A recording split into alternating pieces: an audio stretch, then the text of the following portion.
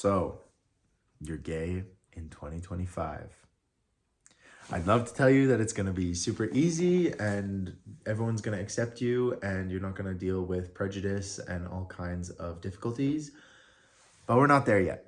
So, today I'm going to tell you about all the ins and outs of coming out in 2025, some things you should probably know, my recommendations on what to avoid and what to emphasize in your life, and just some tips from a gay guy who has been out of the closet for like 9 years now, which is crazy.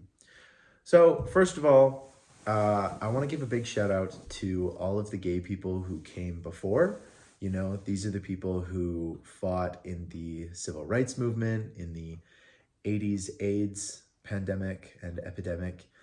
Um, I think it's important for every newbie gay to really appreciate that and understand that, you know, you might not be attracted to these people and you might have a whole bunch of prejudices towards them, but I do hope you have some appreciation for what they've done for us, the struggles, the fights.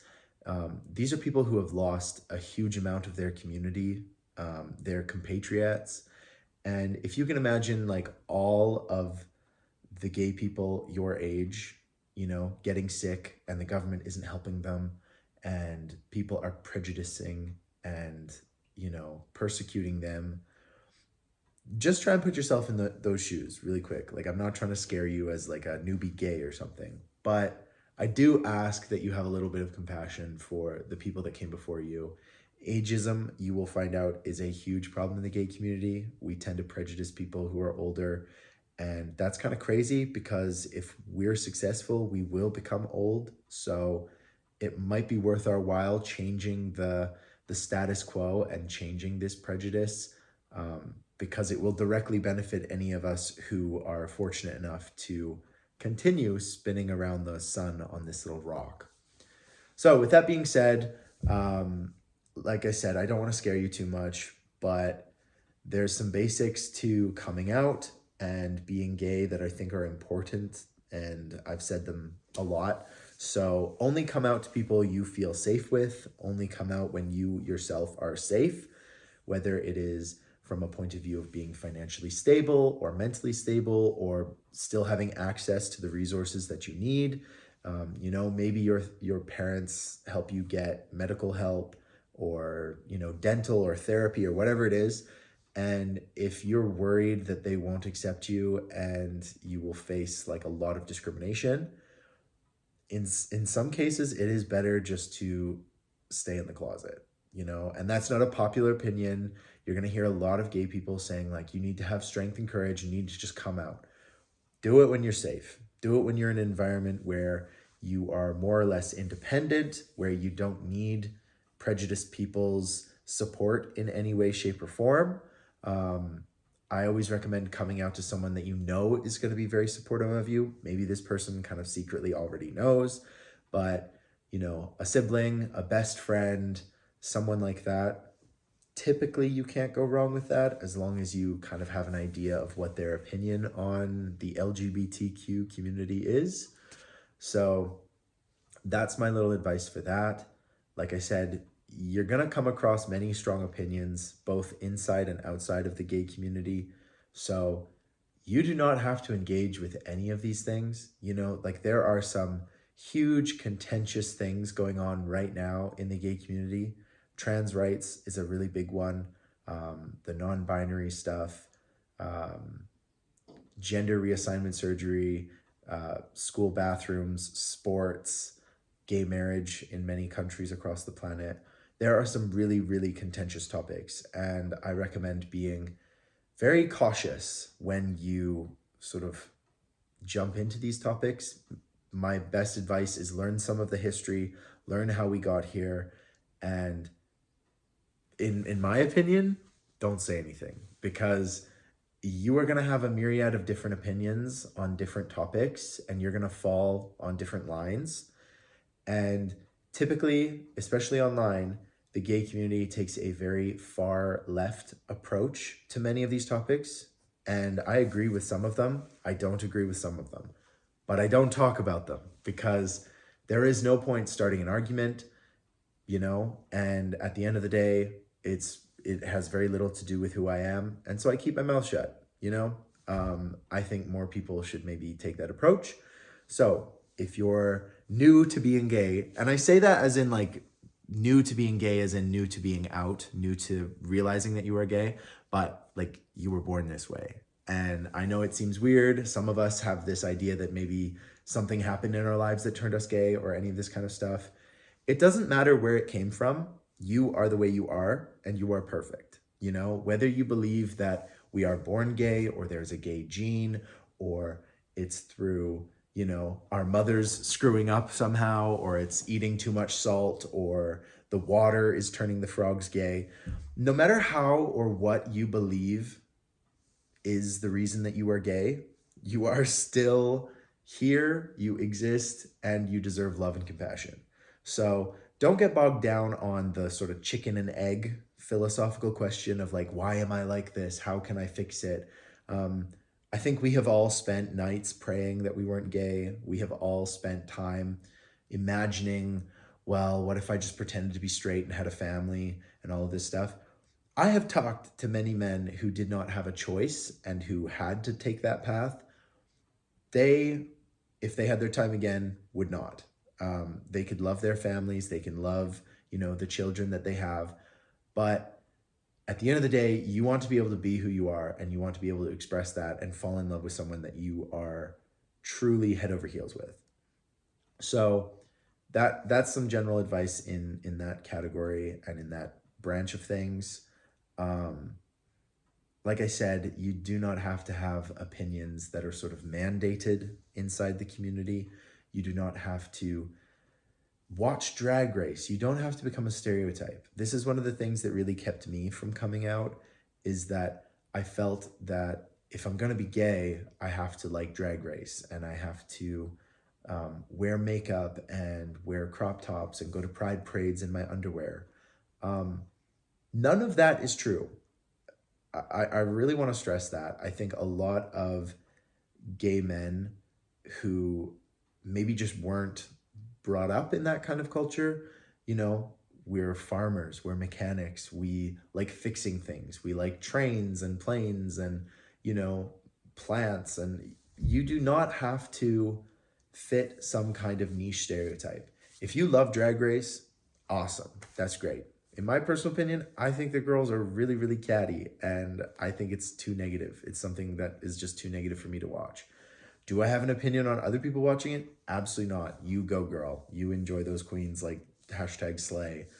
But please don't feel like you have to somehow change who you are. One of the best things that someone said to me is when I came out to my dad, he said, I do not see you any differently. You are still my son. This changes nothing. And you don't have to be something that you aren't. And please never attempt to be something that you're not. And that was so important, because I think a lot of people come out of the closet and then feel this urge or desire to meet a stereotype or to fit the mold. And so if you can, just be yourself. Coming out doesn't have to change who you are. It just can change how you feel about yourself. And it can remove that illusion from other people's eyes, and then they kind of know you better. The next thing I want to talk about is body image and sort of keeping up with the Kardashians, essentially. If you are a gay man, coming out of the closet really changes your body image. I don't know if you know this, but gay men are sexualized a lot. We're put in a very interesting box, and we're sort of expected to discuss our sexuality in public. We are, it's completely normal to ask a gay man if they're a top or a bottom. I find this incredibly offensive, but, you might not have an issue with it, and many gay people don't have an issue with it.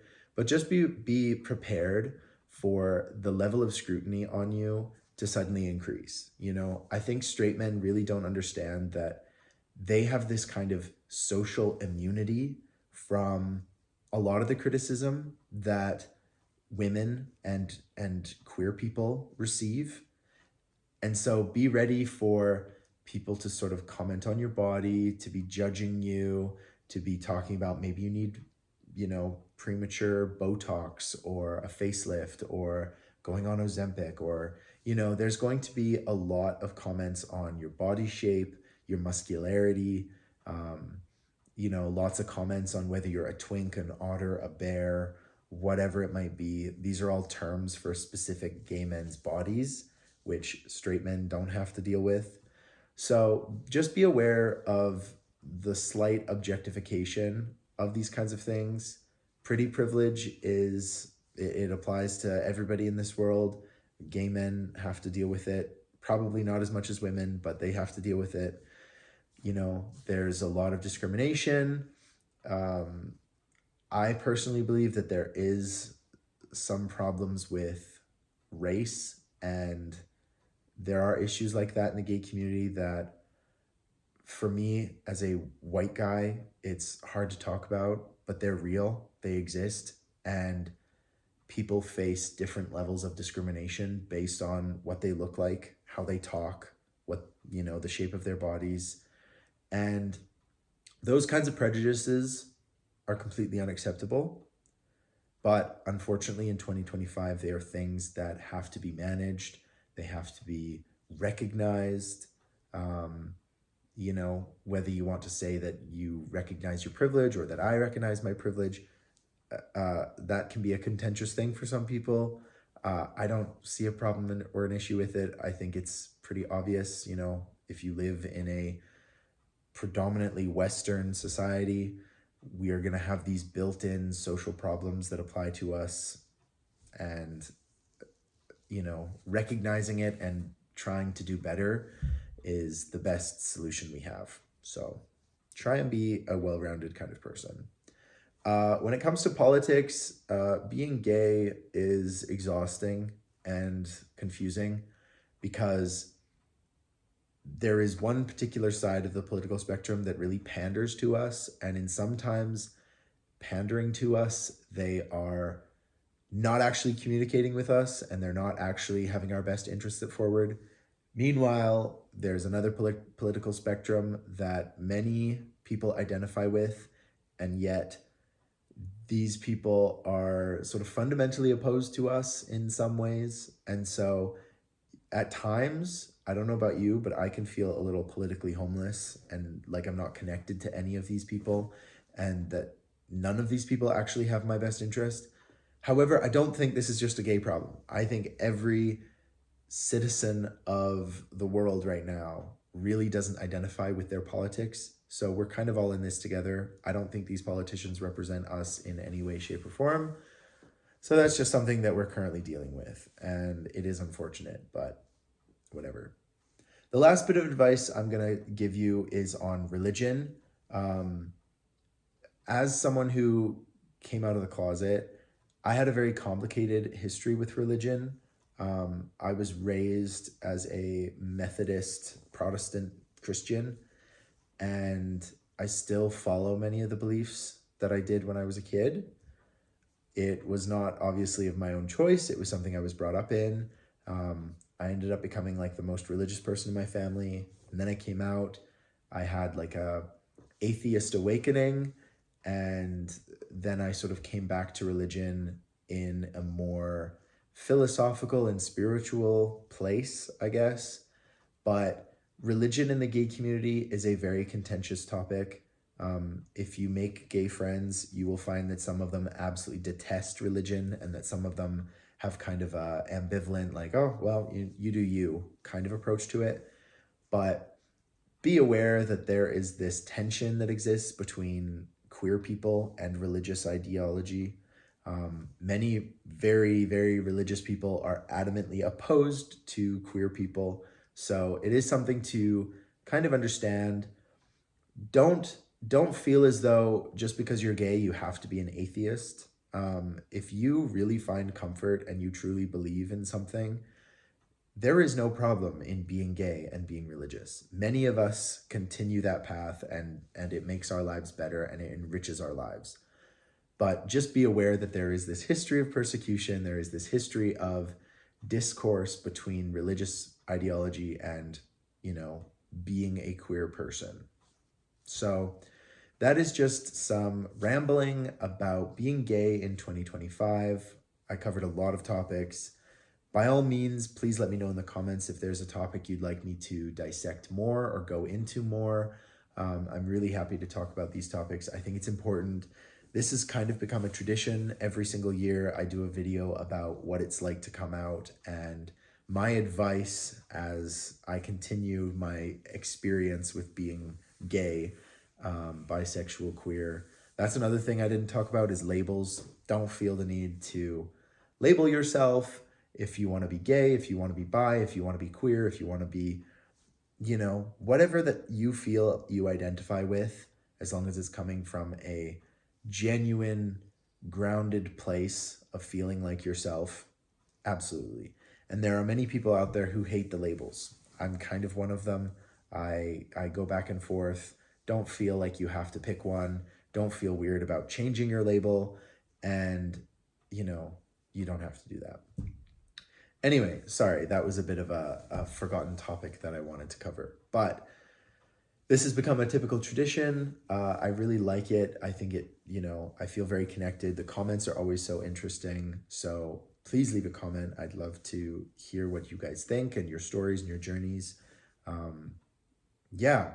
And if I said anything stupid, which is very possible, I make no illusions. Like I'm just a human here making it up as I go. Please call me out. Do it respectfully. If I said something truly disgusting, then obviously drag me through the mud. But if you just disagree with something that I said, or you say oh, Jax, that's not quite right, please let me know. I'd love to have a discussion. The discourse should be open. You should always be open to changing your ideas and beliefs. I think that's the only way we grow as human beings. So thank you again for anyone who leaves a comment down below. And thank you to anybody who is watching this as sort of trying to come to terms with being gay.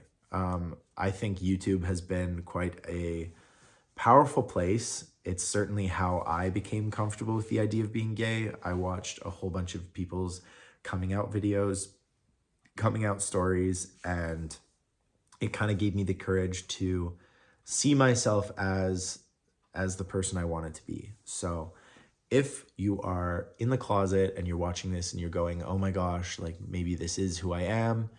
I know I talked about a lot of deep, scary topics, but you never have to go through any of this alone. You never have to feel like you are under a huge amount of threat or anything. There are resources everywhere in every country on the planet. There are resources. You have to do them safely. You have to be smart about them. But there are people you can connect with. There are resources available for you. And please don't give up the fight. The gay community has lost so many beautiful, bright flames to a myriad of difficulties. And we do not deserve to lose you. We deserve to have you in this community with us. And it is a community, despite what many people say. You can choose to identify with it or not. But at the end of the day, we have a similar story and we can relate to each other. So I hope that helps. I didn't talk a lot about the awesome parts about being gay. Maybe that'll be the next video. But there are some fantastic, world-changing things that are really, really special about being part of the LGBTQ alphabet mafia. So thank you for watching, and I hope you're having a beautiful day, week, month, or year. And as always, I will talk to you guys tomorrow.